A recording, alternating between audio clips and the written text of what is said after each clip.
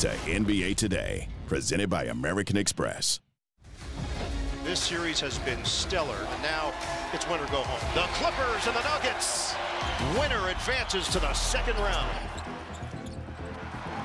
Bullet feed, that's perfection! Jokić to Brown for the touchdown. Keep being aggressive to attack. Keep the energy up. Let's go. Brown, lob it up, slap it down. Aaron Gordon, reverse style. Denver dominates Game 7. We find a way. I think that's the best description of this team. We find a way to win a game. So proud to be part of this group.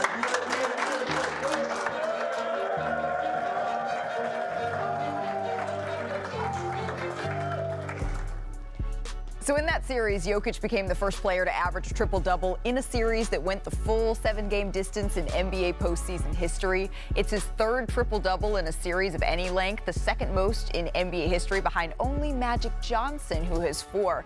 But the wheels keep turning. Here's how Jokić is facing the top-seeded Thunder.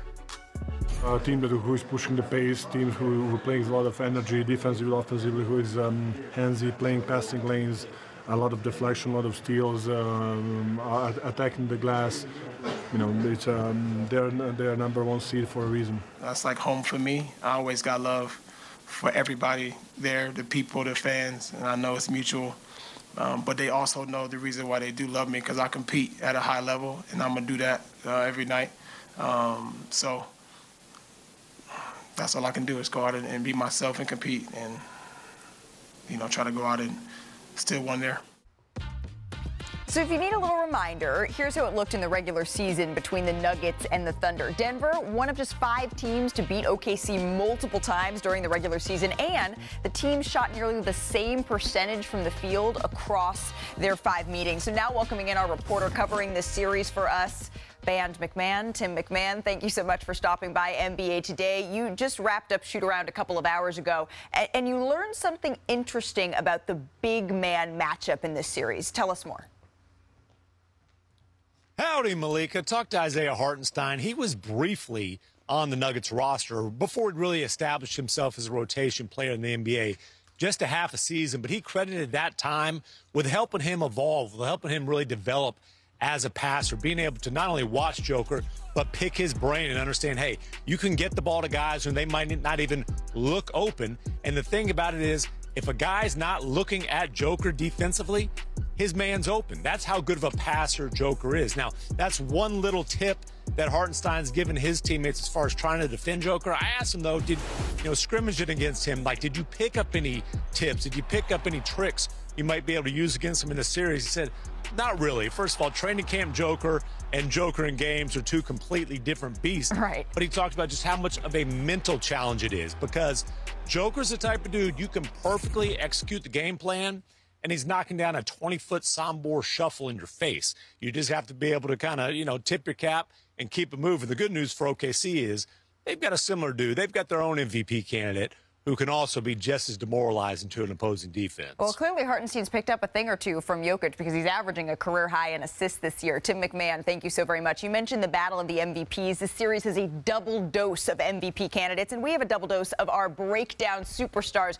to meet that moment. Sinead, take it away. Let's go, you guys. My partner in crime is here. So, Drea, do you want to do a cheat sheet with me? Yes, Let's absolutely. do it. Let's do this. This is a matchup of MVPs. Jokić, obviously a 3-time winner, and SGA likely to snag his first award. So, Drea, typically what we do is Drea takes the guards, and I take the most important position, the post. Now, you know what? See, I was really with you, and I was really excited until you had to do all that. You didn't have to do all that. Do your thing, sis. Now, I know they don't play the same position, but we do get SGA against Jokić for one reason: ball screens. And the key to SGA having success when Jokić is in ball screens is to get Nikola Jokić moving backwards. Watch that foot. He steps backwards. It is game over because of the way SGA can change speeds and accelerate. This is in transition. What is Jokić doing? He was moving backwards, playing through contact. SGA is unafraid the way he attacks the rim and the way he attacks the Joker. Here, Inside out slippery. What's Nikola Jokić doing? Moving backwards. Again, that inside out. SGA taps it right back to himself and then glides to the rim.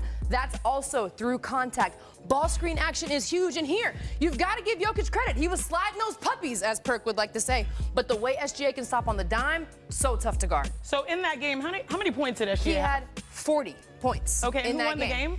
And the Thunder won. Well, the following game, this man dropped 35, and they got the win. This matchup is actually split in the regular season. But watch Jokić. What my eyes are on is the fact that he averaged 29.6 points in the regular season, which means double teams come. SGA, I'm sorry to pick on you, but then he drops the dime. Again, averaged a triple-double, 10.2 assists. Once again, he has a short court. This is him literally playing offense versus the entire Thunder squad. He attacks off the dribble, has them going backwards, Drea. The whole squad is there, and his size is too good. He has that beautiful floater.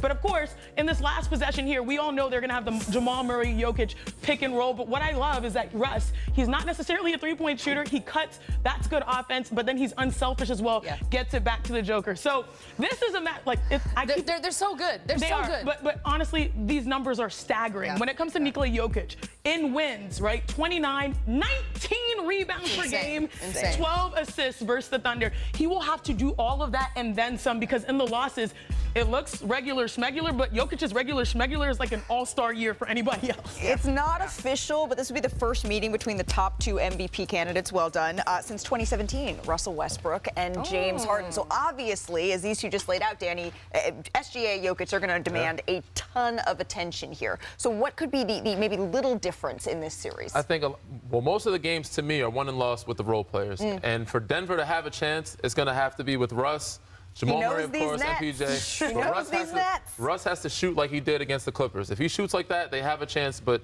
you know, to me, they don't have enough depth. OKC has too many guys coming off the bench. Isaiah Joe, Alex Caruso, you have Lou Dort, all those other guys, Wiggins. There's a list of long of guys outside of their stars with J-Dub and Shea. They're just too deep. It's hard. It's going to be hard for the Nuggets to beat this team. You've played in these series. The rest versus rust, not Russ, but rest versus rust. Yeah. When you've been off since last Saturday, the Thunder have been sitting, chilling, waiting for their opponent. Does that play a factor at all? It definitely does. And I think that's where Denver has somewhat of an advantage. They could jump on them early if they can. It's going to take probably OKC a quarter or two to get back into rhythm, maybe a game or two. This is where the veteran team has to take advantage. Guys like Russ, MPJ, Aaron Gordon, they may be a little bit fatigued, but they have to, you know, kind of push through themselves a little bit to try to get a little lead early on so they can have some type of advantage. Right now, OKC is fresh, but they're also going to be a little rusty. That's my prediction for the first two games. Do you guys feel like the pressure is on OKC? One, it's for SGA to make a statement, to say, like, I earned the award. I am the guy this year. Yeah. But also, they went in. They got Chet Holmgren healthy. Yeah. They chose to get Isaiah Hartenstein, who was valuable, especially at this time of the postseason last year for the Knicks. Now you say we bolstered the center position because they look at the West and they say we need to have decent enough centers to be able to go up against, the Jokic's or the Goberts, or at the time, Anthony Davis. Like, now they have all the pieces. Don't you feel like that could be the X factor, the center position? 100%. But I mean, there's so many other factors that come. Isaiah Hartenstein, he's very good at what he does. He has a lot to guard, a lot to hold with Jokić. But there's so many other pieces that come into play when it comes to that. And Chet, it's a big series for him. Coming back from injury from last year and proving himself against a team like this. They're the 1 seed, and they're supposed to beat this team, right? They have 18 games above them in the finishing standing. So, yes, all the pressure is on OKC. Yeah, I agree. I mean, talk about OKC. They've been the best team in the West, and they've been arguably one of the best teams in the entire league all season long. So everybody is looking to see what OKC is going to do. They should be rested. They have a ton of pieces. They have a ton of weapons. To me, it's OKC's defense that really can take a stand in this series. Because defense comes from what? Defense comes from energy. Defense comes from effort. You are that well rested, even if you're not hitting shots because of rust, that's fine. What can they lean into, and what's been great for them all season long is their defense. Absolutely. What did the Nuggets struggle with in their losses to the Clippers? Turnovers. Yeah. They had 20 turnovers. They might have had 14 turnovers in Game 6, but the Clippers scored 23 points off of those 14 turnovers. So OKC leaning into their well-rested defense, to me, and the Nuggets taking care of the ball, it seems like a small thing, but it could be huge. Not to mention the Nuggets, they love to attack the paint. They like to get out in transition. What is OKC great at? They are great at protecting the paint and stopping you from getting out in transition. So OKC should be able to figure some things out against a tired Nuggets team here. Coming up, the woman in the arena. Caitlin Clark made her return to where it all started. We show you the shot that broke the internet.